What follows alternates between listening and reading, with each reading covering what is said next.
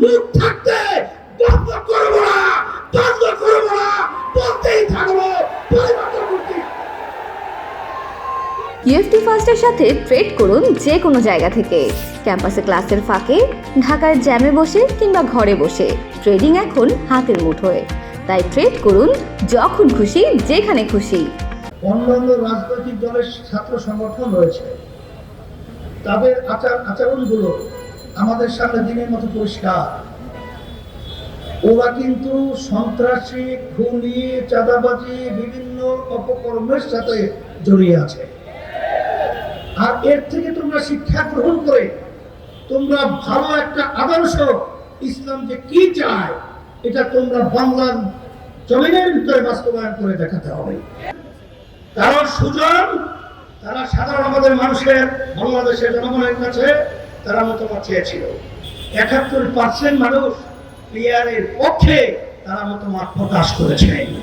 অন্তর্বর্তীকালীন সরকার কি বলবো, আমরা আর সেই কারখানার দৌরাত্ম, আর এই পেশি শক্তি গুন্ডাদের তাণ্ডব, আর দিনের পর রাতে বাক্সে ঢুকিয়ে আমাদের দেশকে আবার সন্তান হারা করবে, আমাদের সন্তানরা পঙ্গু হবে, আমাদের দেশের টাকা বিদেশে প্রচার হবে, আর সর্বত্র চাঁদাবাজি চলবে।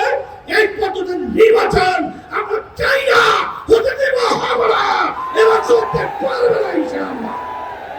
এই আশাবাদ ব্যক্ত করে তোমাদেরকে অতন্ত্র প্রহরীর মতো দেশকে পাহারার দায়িত্ব রেখে আমি আমার আলোচনা শেষ করছি। সকলকে ধন্যবাদ জানাই।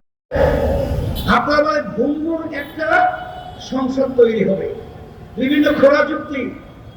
যে দেশের ভিতরে পিয়ার পদ্ধতির নির্বাচন চলছে, কোন দেশে কি এই যুক্তির মাধ্যমে পিয়ার তারা কি বাদ দিয়েছে?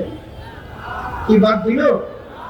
বাদ তো দিলই না, বরঞ্চ আরো নতুন নতুন দেশ পিয়ার পদ্ধতি নির্বাচনের মাধ্যমে দেশকে সুন্দর একটা দেশ করার প্রক্রিয়া তারা আগাচ্ছে। এখানে পরিষ্কার ভাবে আমরা বলছি অন্তর্বর্তীকালীন সরকারকে, আপনার কমিটমেন্ট ছিল সংস্কার করবেন, খুনিদের বিচার দৃশ্যমান করবেন, তারপর আপনার জাতীয় নির্বাচনের ব্যবস্থা করবেন। এখন পর্যন্ত আমাদের মৌলিক সংস্কার আমরা দেখছি না, হয় নাই।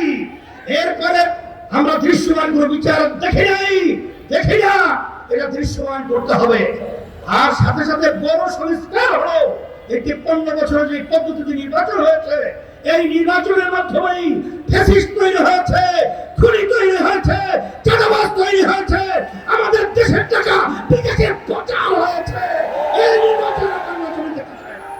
এই জন্য আমরা পরিষ্কার বলছি যে আমরা এদেশের সন্তান, এদেশ নিয়ে ভালো মন্দ নিয়ে চিন্তা করার দায়িত্ব আমাদের রয়েছে। আপনার যেহেতু একটা নির্বাচন করবেন, আবার চাঁদাবাজকে পুনর্বাসন করবেন, আর আমাদের মায়ের পর আবার সন্তান হারা হবে, এটা কখনোই আমাদের হুঁশ থাকতে